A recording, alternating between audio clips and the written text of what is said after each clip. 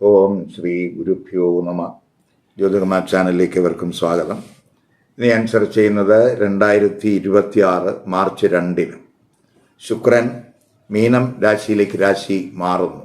അതായത് ശുക്രൻ ഉച്ചരാശിയിലേക്ക് രാശി മാറുന്നു. മീനൻ രാശിയിൽ നിൽക്കുന്ന ശനിയുമായിട്ട് ശുക്രന് യോഗം വരുന്നു.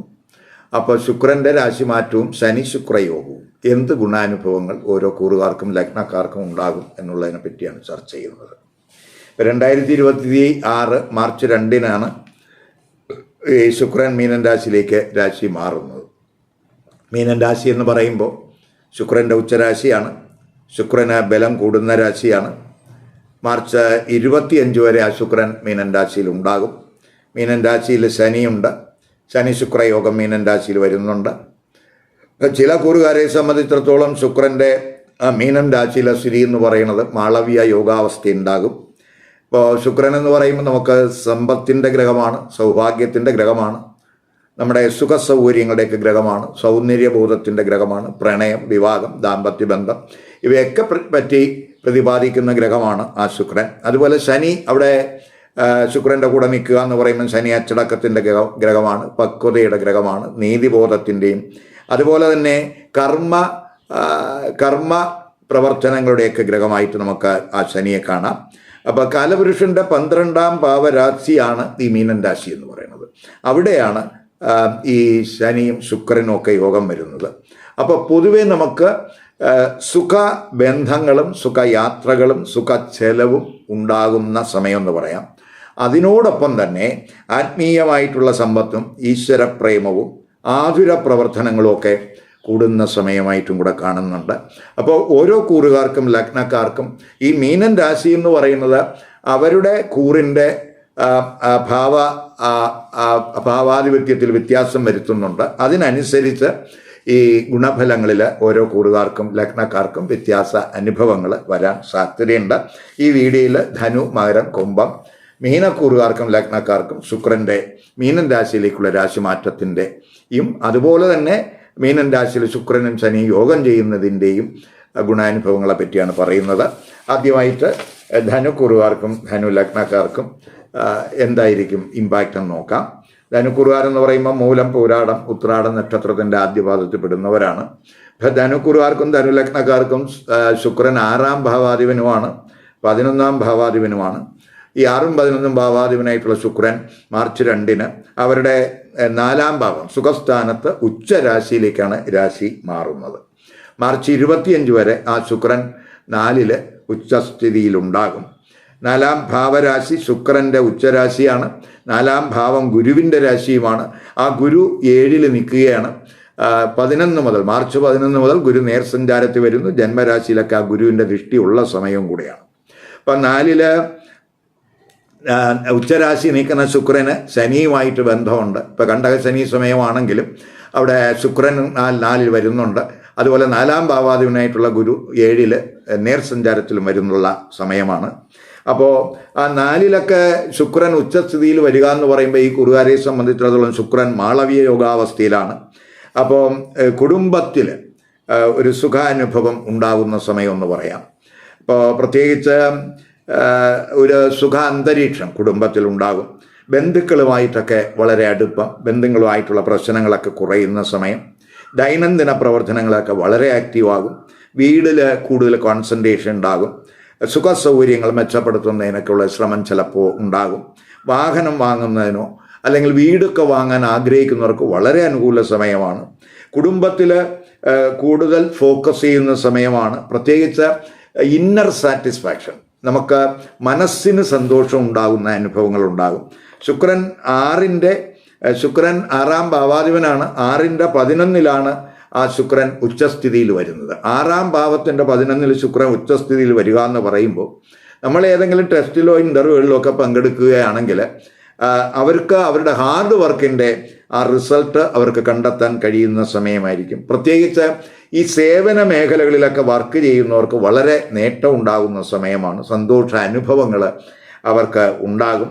അതുപോലെ തന്നെ ഈ വർക്ക് ഫ്രം ഹോം ബേസിസിലൊക്കെ വർക്ക് ചെയ്യുന്നവരെ സംബന്ധിച്ചിടത്തോളം പ്രത്യേകിച്ച് 6ാം ഭാവാധിപൻ 4 ഉച്ചസ്ഥിതനായിട്ട് നിൽക്കുക എന്ന് പറയുമ്പോൾ 6ാം ഭാവത്തിൻ്റെ 11ലാണ് നേട്ടത്തിൻ്റെ സ്ഥാനത്താണെന്ന് പറയുമ്പോൾ പ്രത്യേകിച്ച് വർക്ക് കൊണ്ട്, നമ്മുടെ സേവനങ്ങൾ കൊണ്ട്, അല്ലെങ്കിൽ വീട്ടിൽ നമ്മൾ ചില വർക്കുകൾ വീട്ടിൽ ഇരുന്ന് ചെയ്യുന്നവർക്കൊക്കെ വളരെ നേട്ടം ഉണ്ടാകുന്ന സമയമാണ്. സന്തോഷാനുഭവങ്ങൾ ഉണ്ടാകും. അതുപോലെ എന്തെങ്കിലും വ്യവഹാരങ്ങളൊക്കെ ഉണ്ടെങ്കിൽ ആ വ്യവഹാരങ്ങളിൽ നിന്നൊക്കെ ഗുണാനുഭവം, നേട്ടങ്ങളൊക്കെ പ്രതീക്ഷിക്കാവുന്ന സമയമാണ്.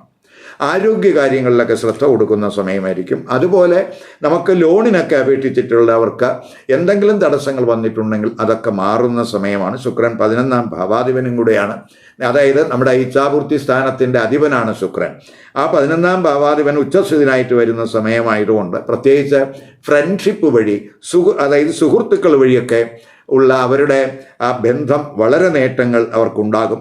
സാമ്പത്തികമായിട്ടും അവരിൽ നിന്ന് വളരെ നേട്ടങ്ങൾ ഉണ്ടാകുന്ന മാർഗങ്ങളിലേക്ക് പോകാൻ കഴിയുന്ന സമയമാണ്. അതുപോലെ 10 ആ ശുക്രൻ്റെയൊക്കെ ദൃഷ്ടിയുണ്ട്. ശുക്രനും ശനിയൊക്കെ കർമ്മസ്ഥാനത്ത് ദൃഷ്ടി ചെയ്യുന്നുണ്ട്. അതിൽ ശുക്രൻ്റെ കർമ്മസ്ഥാനത്ത് ദൃഷ്ടി എന്ന് പറഞ്ഞാൽ നീചദൃഷ്ടിയാണെങ്കിലും ശനിയുടെ ദൃഷ്ടി അവിടെ ഉണ്ട്. അപ്പോൾ തൊഴിലിലൊക്കെ നമ്മൾ ഫോക്കസ് ചെയ്യും. തൊഴിലിൽ നേട്ടങ്ങൾ ഉണ്ടാക്കുന്നതിനുള്ള ശ്രമമൊക്കെ ഉണ്ടാകും. തൊഴിലിടത്തെ സുഖാനുഭവങ്ങളൊക്കെ പ്രതീക്ഷിക്കാവുന്ന സമയമെന്നും കൂടെ പറയാം. തൊഴിൽ അന്വേഷകർക്കും അനുകൂല സമയമായിട്ട് നമുക്ക് കാണാം. അതുപോലെ ഈ തൊഴിലൊക്കെ ഫോക്കസ് ചെയ്ത് പോകുന്നവർക്ക് തൊഴിൽ ലഭിക്കുന്നതിനൊക്കെ അനുകൂല സമയമാണ്. റിയൽ എസ്റ്റേറ്റ് ബിസിനസ്, കൃഷി ഇത്യാദി കാര്യങ്ങളിലൊക്കെ കൂടുതൽ ഫോക്കസ് ചെയ്ത് പോകുന്നവർക്കൊക്കെ നേട്ടങ്ങൾ കിട്ടുന്നുണ്ട്. അപ്പോൾ ശുക്രൻ്റെ 4ലെ സ്ഥിതി മാളവ്യ യോഗാവസ്ഥ ആയതുകൊണ്ട് പൊതുവെ ഈ കൂറുകാർക്ക് സുഖാനുഭവങ്ങളുടെ സമയം എന്ന് തന്നെ പറയാം. ഇനി മകരക്കൂറുകാർക്കും മകരലഗ്നക്കാർക്കും ശുക്രൻ മീനൻ രാശിയിൽ രാശി മാറുന്നതിൻ്റെ ഗുണാനുഭവങ്ങളെന്ന് നോക്കാം. മകരക്കൂറുകാരെന്ന് പറയുമ്പോൾ ഉത്രാടം നക്ഷത്രത്തിൻ്റെ അവസാനത്തെ 3 പാദം, തിരുവോണം, അവിട്ട നക്ഷത്രത്തിൻ്റെ ആദ്യത്തെ 2 പാദത്തിൽ പെടുന്നവരാണ്. അപ്പോൾ മകരക്കൂറുകാർക്കും മകരലഗ്നക്കാർക്കും ശുക്രൻ എന്ന് പറയുന്നത് 5ാം ഭാവാധിപനുമാണ്, 10ാം ഭാവാധിപനാണ്. അതായത് ശുക്രൻ യോഗകാരകനാണ്. യോഗകാരകനായിട്ടുള്ള ശുക്രൻ മാർച്ച് 2-ന് അവരുടെ 3ാം ഭാവരാശിയിലേക്കാണ് രാശി മാറുന്നത്. മാർച്ച് 25 വരെ ആ ശുക്രൻ 3ാം ഭാവരാശിയിൽ ഉണ്ടാകും. 3ാം ഭാവരാശി ശുക്രൻ്റെ ഉച്ചരാശിയാണ്. അത് ഗുരുവിൻ്റെ രാശിയും കൂടെയാണ്.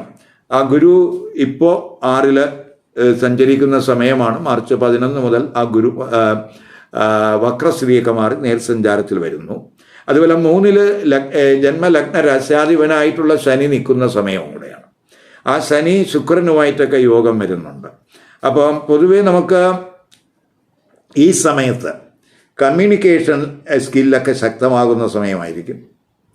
എന്ത് പ്രശ്നങ്ങളുണ്ടായാലും നമുക്ക് നല്ല സംസാരത്തിലൂടെ അത് ഈസി ആയിട്ട് പരിഹരിക്കാൻ കഴിയുന്ന സമയമായിട്ടും കൂടെ കാണുന്നുണ്ട്.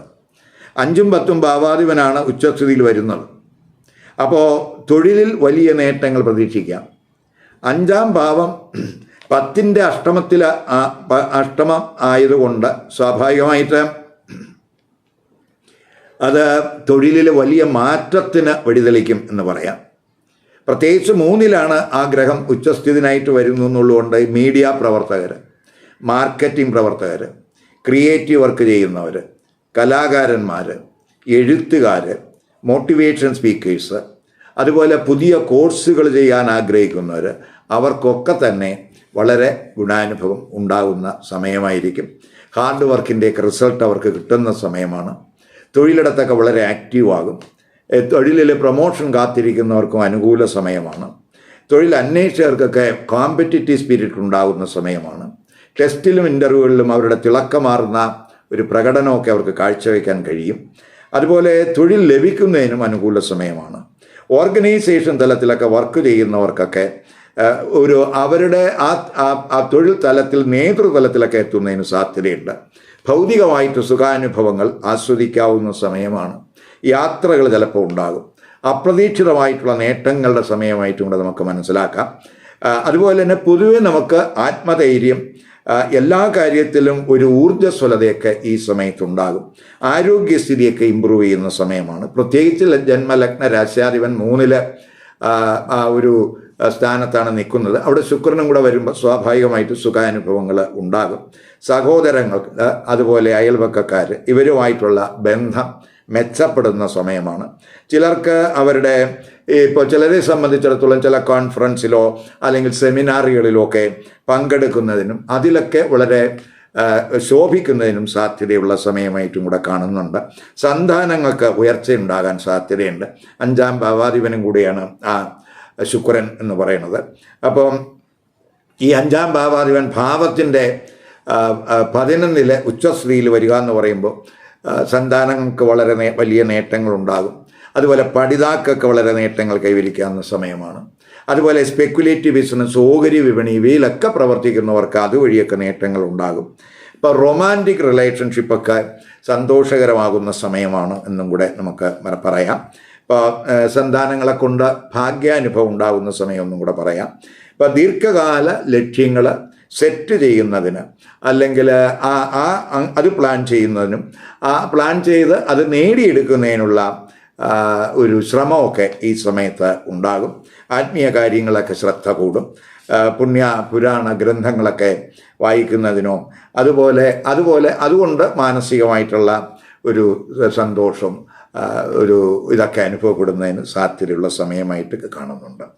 ഇനി കുംഭക്കൂറുകാർക്കും കുംഭ ലഗ്നക്കാർക്കും ഈ ശുക്രൻ മീനൻ രാശിയിൽ ഉച്ചസ്ഥിതനാകുന്നത് അത് എന്ത് ഗുണാനുഭവങ്ങൾ ഉണ്ടാക്കുമെന്ന് നോക്കാം. കുംഭക്കൂറുകാർക്കും കുംഭക്കൂറുകാരെന്ന് പറയുമ്പോൾ അവിട്ട നക്ഷത്രത്തിൻ്റെ അവസാനത്തെ 2 പാദം, ചതയം, അതുപോലെ പൂരിട്ടാതി നക്ഷത്രത്തിൻ്റെ ആദ്യത്തെ 3 പാദത്തിൽ പെടുന്നവരാണ്. കുംഭക്കൂറുകാർക്കും കുംഭലഗ്നക്കാർക്കും ശുക്രൻ 4ഉം 9ഉം ഭാവാധിപനാണ്, യോഗകാരകനാണ്.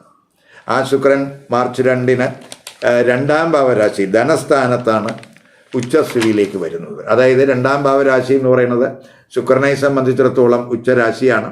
2-ാം ഭാവാധിപനായിട്ടുള്ള ഗുരു ആണെങ്കിൽ ഇപ്പോൾ 5-ൽ നിൽക്കുകയാണ്. മാർച്ച് 11 മുതൽ ആ ഗുരു നേർസഞ്ചാരത്തിൽ വരുന്നുണ്ട്. ജന്മരാശിയിൽ ആ ഗുരുവിൻ്റെ ദൃഷ്ടിയൊക്കെയുള്ള സമയമാണ്. 2-ൽ ജന്മലഗ്ന രാശ്യാധിപനായിട്ടുള്ള ശനിയുണ്ട്. ആ ശനി 2-ാം ഭാവരാശിയിൽ നിൽക്കുന്നു. അത് ആ ശനിയുമായിട്ട് ശുക്രന് യോഗമൊക്കെ വരുന്ന സമയം കൂടെ ആണ്. പൊതുവെ ആ ശുക്രൻ 2-ാം ഭാവരാശിയിൽ ഉച്ചസ്ഥിതനാകുക എന്ന് പറയുമ്പോൾ അത് ധനഭാഗ്യത്തിൻ്റെ സമയം എന്ന് പറയാം. കാരണം 9-ാം ഭാവാധിപനും കൂടിയാണ് 2-ൽ വരുന്നത്. അപ്പോൾ ധനഭാഗ്യത്തിൻ്റെ സമയമാണ്, സമ്പാദ്യത്തിൻ്റെ സമയമാണ്, ധനസുഖത്തിൻ്റെ സമയമായിരിക്കും. കുടുംബത്തിൽ ധനം വന്നു ചേരുന്ന സമയം എന്ന് പറയാം. പൊതുവെ ഈ കൂറുകാർക്ക് ഏണിംഗ് പവർ കൂടുന്ന സമയമാണ്. സാമ്പത്തിക പ്രശ്നങ്ങൾ പരിഹരിക്കാൻ കഴിയുന്ന സമയമായിട്ട് ഈ 2-ലെ ശുക്രൻ്റെ ഉച്ചസ്ഥിതി കൊണ്ട് പറയാവുന്നതാണ്. അതുപോലെ തന്നെ വിലപിടിപ്പുള്ള സാധനങ്ങൾ, ആഭരണങ്ങൾ അതൊക്കെ വാങ്ങുന്നതിനും അനുകൂല സമയമാണ്. വീട്, വാഹനം വാങ്ങാനൊക്കെ ആഗ്രഹിക്കുന്നവർക്കും അനുകൂല സമയമാണ്. പ്രത്യേകിച്ച് 4-ാം ഭാവാധിപൻ ഭാവത്തിൻ്റെ 11-ൽ ഉച്ചസ്ഥിതനായിട്ട് വരികയാണ്.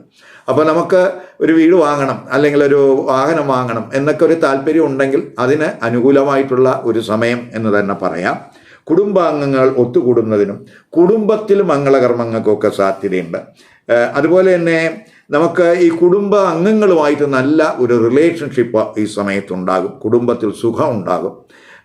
പൊതുവെ ധനസുഖമൊക്കെ ഉണ്ടാകുന്ന സമയം എന്ന് പറയാം. കമ്മ്യൂണിക്കേഷൻ പ്രശ്നങ്ങൾ പരിഹരിക്കാൻ, കമ്മ്യൂണിക്കേഷൻ തലത്തിൽ എന്തെങ്കിലും പ്രശ്നങ്ങൾ ഉണ്ടെങ്കിൽ അതൊക്കെ പരിഹരിക്കാൻ കഴിയും. റിയൽ എസ്റ്റേറ്റ് ബിസിനസ്സുകാർക്ക് വലിയ നേട്ടങ്ങൾ പ്രതീക്ഷിക്കാവുന്ന സമയമാണ്. പിതാവ് വഴി സാമ്പത്തിക നേട്ടം. അതുപോലെ ഈ കൂറുകാരെ സംബന്ധിച്ചിടത്തോളം 2-ലൊക്കെ ശുക്രൻ ഉച്ചസ്ഥിതനായിട്ട് വരിക എന്ന് പറയുമ്പോൾ നല്ല ഭോജന സുഖമൊക്കെ ഈ സമയത്ത് അവർക്ക് അനുഭവത്തിൽ വരും. അതുപോലെ തന്നെ സുഖ സൗകര്യങ്ങളൊക്കെ മെച്ചപ്പെടുത്തുന്നതിനും സാധ്യതയുണ്ട്. അപ്പോൾ ശനി 12-ാം ഭാവാധിപനും കൂടിയാണ് എന്ന് നമ്മൾ മനസ്സിലാക്കണം. ആ 12-ാം ഭാവാധിപനായിട്ടുള്ള ശനി 2-ൽ നിൽക്കുമ്പോൾ മണിപരമായിട്ടുള്ള ട്രാൻസാക്ഷനിൽ ഒരു ശ്രദ്ധ കൊടുത്തു പോകുന്നത് നല്ലതാണ്. ധനവിഷയങ്ങൾ തീരുമാനം എടുക്കുമ്പോഴും ഒന്ന് ശ്രദ്ധിക്കുന്നത് നല്ലതാണ്. പ്രത്യേകിച്ച് ജന്മരാശിയിൽ രാഹുവൊക്കെ സ്ഥിതി ചെയ്യുന്ന സമയം കൂടിയാണ്.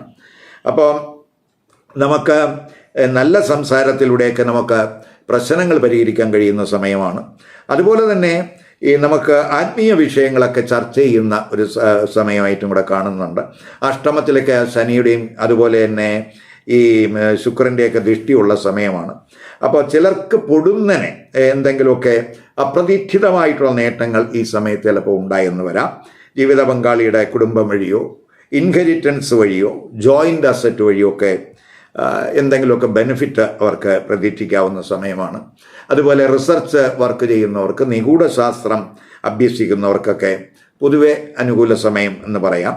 അതുപോലെ ഈ ശാസ്ത്ര മേഖലകളിൽ, അന്വേഷണ മേഖലകളിലൊക്കെ പ്രവർത്തിക്കുന്നവർക്കും അനുകൂല സമയമായിട്ട് കാണുന്നുണ്ട്. ചിലർക്ക് ദൂരസ്ഥലത്തേക്ക് യാത്രകൾക്കൊക്കെ യോഗം കാണുന്ന സമയമായിട്ട് യോഗം കാണുന്നു. ഇനി മീനക്കൂറുകാർക്കും മീനലഗ്നക്കാർക്കും ഈ ശുക്രൻ മീനൻ രാശിയിലേക്ക് മാറുന്നതിൻ്റെ ഇമ്പാക്റ്റ് എന്തെന്ന് നോക്കാം. മീനക്കുറുകാരെന്ന് പറയുമ്പം പൂരുട്ടാതി നക്ഷത്രത്തിൻ്റെ അവസാന പാദം ഉത്രട്ടാതി രേവതി നക്ഷത്രക്കാരാണ്. അപ്പോൾ മീനക്കുറുകാർക്കും മീനലഗ്നക്കാർക്കും ശുക്രൻ 3-ാം ഭാവാധിപനുമാണ്, അഷ്ടമ ഭാവാധിപനുമാണ്. മാർച്ച് 2-ന് ഈ 3, 8 ഭാവാധിപനായിട്ടുള്ള ശുക്രൻ ജന്മരാശിയിലാണ് ജന്മരാശിയിലേക്കാണ് രാശി മാറുന്നത്.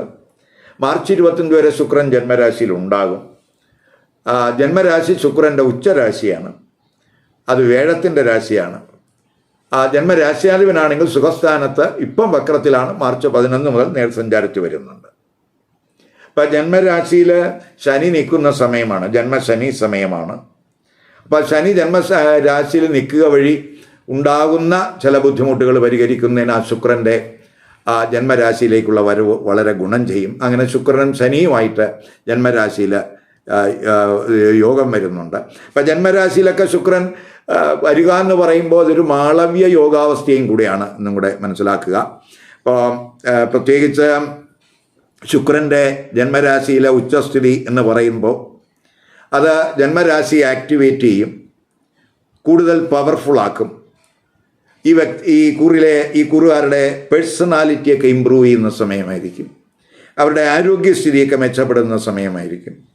അതുപോലെ തന്നെ അതായത് അഷ്ടമ ഭാവാധിപനായിട്ടുള്ള ശുക്രൻ ഭാവത്തിൻ്റെ 6-ൽ ആണ് ഉച്ചസ്ഥിതിയിൽ വരുന്നു എന്നുള്ളത് കൊണ്ട് ആരോഗ്യ പ്രശ്നങ്ങൾക്ക് സഡനായിട്ടുള്ള ഒരു റിക്കവറി അവർക്കുണ്ടാകും, ആശ്വാസം ഉണ്ടാകുന്ന സമയമാണ്. ഫിസിക്കൽ അപ്പിയറൻസൊക്കെ ആകർഷകമാകുന്ന സമയമായിരിക്കും. അതുപോലെ സുഖലോലുപത്വം ആഗ്രഹിക്കുന്ന സമയമെന്ന് പറയാം. അതുപോലെ തന്നെ പ്രണയചിന്ത ഉണ്ടാകുന്ന സമയമെന്ന് പറയാം. കൂടുതൽ അറിവ് ആർജിക്കുന്നതിനും ആഗ്രഹങ്ങൾ കൂടുന്നതിനുമൊക്കെ ആ ശുക്രൻ്റെ ജന്മരാശിയിലെ സ്ഥിതി വഴിതെളിക്കും. അതുപോലെ ചിലർക്ക് സഡനായിട്ട് അൺഎക്സ്പെക്റ്റഡ് ആയിട്ടുള്ള സാമ്പത്തിക നേട്ടങ്ങൾ ഈ സമയത്ത് ഉണ്ടാകാം. അത് ചിലപ്പോൾ നമുക്ക് പിന്തുടർച്ച വഴി ഇൻഹെറിറ്റൻസ് ആയിട്ട് ബന്ധപ്പെട്ടുള്ള നേട്ടങ്ങളുണ്ടാകാം. ചിലപ്പോൾ വസ്തുക്കളുടെ ഭാഗവിഹിതമൊക്കെ കിട്ടാം. അതുപോലെ അങ്ങനെയുള്ള അപ്രതീക്ഷിതമായിട്ടുള്ള നേട്ടങ്ങൾ, ചിലർക്ക് ചിലപ്പോൾ ഇൻഷുറൻസ് ക്ലെയിമൊക്കെ സെറ്റിൽ ചെയ്യാതെ കിടക്കുകയാണെങ്കിൽ അതൊക്കെ സെറ്റിൽ ചെയ്യുന്നതിനൊക്കെ സാധ്യതയുണ്ട്. അതുപോലെ മുൻകാല ഇൻവെസ്റ്റ്മെൻറ്റിൽ നിന്നൊക്കെ ചിലപ്പോൾ അപ്രതീക്ഷിതമായിട്ടുള്ള ഒരു നേട്ടങ്ങൾ ചിലപ്പം വരാം. അതുപോലെ തന്നെ ചിലർക്ക് ലോട്ടറി വഴി ഭാഗ്യാനുഭവങ്ങളും ഈ സമയത്ത് ഉണ്ടാകാം. റിസർച്ച് ആക്ടിവിറ്റീസിലൊക്കെ എന്തെങ്കിലും തടസ്സങ്ങൾ വന്നിട്ടുണ്ടെങ്കിൽ അതൊക്കെ മാറുന്ന സമയമാണ്. റിസർച്ച് സ്കോളർഷിപ്പിനൊക്കെ സാധ്യതയുള്ള സമയമാണ്. അതുപോലെ തന്നെ സുഖസൗകര്യങ്ങൾ മെച്ചപ്പെടുത്തുന്നതിനുള്ള ഒരു സാഹചര്യം കാണുന്നുണ്ട്. ജോയിൻ്റ് അസറ്റുകൾ വർദ്ധിപ്പിക്കുന്നതിനുള്ള സ്ഥിതിയും കാണുന്നുണ്ട്. പൊതുവെ സുഖ അനുഭവങ്ങൾ ഉണ്ടാവുന്ന സമയം. ശനി ശുക്ര യോഗം ജന്മരാശിയിലൊക്കെ നിൽക്കുക എന്ന് പറയുമ്പോൾ പൊതുവേ നമുക്ക് ധൈര്യം വീര്യമൊക്കെ കൂടും, കോമ്പറ്റിറ്റീവ് സ്പിരിറ്റൊക്കെ കൂടും. അപ്പോൾ അതുപോലെ തന്നെ കലകളിലൊക്കെ താല്പര്യം കൂടും. പ്രത്യേകിച്ച് ശുക്രനാണ് ജന്മരാശി നിൽക്കുന്നത്. അപ്പോൾ സംഗീതം, നൃത്തം ഇവയുമായിട്ടൊക്കെ ബന്ധപ്പെട്ട് ഇത്യാദി മേഖലകളിലൊക്കെ വർക്ക് ചെയ്യുന്നവർക്കൊക്കെ, കലാകാരന്മാർക്കൊക്കെ വളരെ ഗുണാനുഭവം ഉണ്ടാകുന്നതാണ്. ഫിലിം പേഴ്സണാലിറ്റി അവർക്കൊക്കെ വളരെ ഗുണാനുഭവം ഉണ്ടാകുന്ന സമയമാണ്. സഹോദരങ്ങളിൽ നിന്നൊക്കെ ഗുണാനുഭവം ഉണ്ടാകുന്ന സമയമായിട്ടും കൂടെ കാണുന്നുണ്ട്. പ്രത്യേകിച്ച് 3-ാം ഭാവാധിപനായിട്ടുള്ള ശുക്രൻ ആ ഭാവത്തിൻ്റെ 11, അതായത് ജന്മരാശിയിൽ ഉച്ചസ്ഥിതിനായിട്ട് വരിക എന്ന് പറയുമ്പോൾ സഹോദരങ്ങളെ കൊണ്ട് ഗുണാനുഭവങ്ങൾ ഉണ്ടാകും, കമ്മ്യൂണിക്കേഷൻ കൊണ്ട് ഗുണാനുഭവങ്ങൾ ഉണ്ടാകും, പുതിയ കോഴ്സുകൾ പഠിക്കുന്നത് കൊണ്ട് ഗുണാനുഭവങ്ങൾ ഉണ്ടാകും. അപ്പോൾ പൊതുവെ നമുക്ക് അനുകൂലമായിട്ടുള്ള ഒരു സമയമായിട്ട് എടുക്കാം. അതുപോലെ തന്നെ നമുക്ക് ഈ മണി ഡീലിങ്സിലൊക്കെ ഒരു ശ്രദ്ധ കൊടുത്തു പോകുന്നത് നല്ലതാണ്. പ്രത്യേകിച്ച് അഷ്ടമ ഭാവാധിപൻ ജന്മരാശി നിൽക്കുന്ന സമയമാണ്. അതുപോലെ 12-ാം ഭാവാധിപനായിട്ടുള്ള ശനിയും ജന്മരാശി നിൽക്കുന്ന സമയമാണ്. അപ്പോൾ ആ ശനി ശുക്ര യോഗത്തിന് പോസിറ്റീവ് ഇഫക്റ്റ് ഉള്ളതുപോലെ തന്നെ ചില നെഗറ്റീവ് ഇഫക്റ്റ് വരുന്നുണ്ട്. അപ്പം മണി ഡീലിങ്സിൽ കെയർ വേണം. അതുപോലെ സുഖച്ചെലവ് കൂടാനിടയുള്ള സമയമാണ്. പ്രത്യേകിച്ച് 12-ാം ഭാവാധിപൻ ജന്മരാശിയിൽ നിൽക്കുന്ന സമയം കൂടെ ആയതുകൊണ്ട് ചിലവ് കൂടാൻ സാധ്യതയുണ്ട്. അത് സുഖച്ചെലവാകാനും സാധ്യത. ശുക്രനാണ് ജന്മരാശി നിൽക്കുന്നത്. അപ്പം അവിടേക്കൊന്ന് കയറി പോവുക. അതുപോലെ തന്നെ വിവാഹ ആലോചനകളൊക്കെ വരാം, എങ്കിലും ഒരു ശ്രദ്ധ കൊടുക്കുന്നത് നല്ലതാണ്. ഇപ്പോൾ 7-ലൊക്കെ ആ ശുക്രൻ്റെ ദൃഷ്ടിയുണ്ട്. 7-ലെ ശുക്രൻ്റെ ദൃഷ്ടി നീചദൃഷ്ടിയാണ്. ശനിയുടെ ദൃഷ്ടിയും 7-ലുണ്ട്. അപ്പം ചിലപ്പോൾ ദമ്പതിമാർക്കൊക്കെ ദൂരയാത്രകൾക്കോ അല്ലെങ്കിൽ ഷോപ്പിങ്ങിനോ അല്ലെങ്കിൽ മറ്റ് അതുപോലെ വിലപിടിപ്പുള്ള എന്തെങ്കിലുമൊക്കെ സാധനങ്ങൾ പർച്ചേസ് ചെയ്യുന്നതിനൊക്കെ സാധ്യതയുണ്ട്. അതുവഴിയൊക്കെ ധനം ചെലവ് ചെയ്യുന്നതിനൊക്കെ സാധ്യതയുണ്ട്. പൊതുവേ നമുക്ക് എതിർലിംഗക്കാരുമായിട്ടുള്ള ബന്ധത്തിലൊക്കെ അല്പം ശ്രദ്ധ കൊടുക്കേണ്ടുന്ന സമയമാണ് എന്നും കൂടെ മനസ്സിലാക്കുക. ഈ വീഡിയോ ഇഷ്ടപ്പെട്ടുവെങ്കിൽ ലൈക്ക് ചെയ്യുക, ഷെയർ ചെയ്യുക. അതുപോലെ സബ്സ്ക്രൈബ് ചെയ്യാത്തവർ സബ്സ്ക്രൈബ് ചെയ്ത് കാണുക. മറ്റൊരു പുതിയ വിഷയവുമായി അടുത്ത വീഡിയോയിൽ കാണാം. നമസ്കാരം.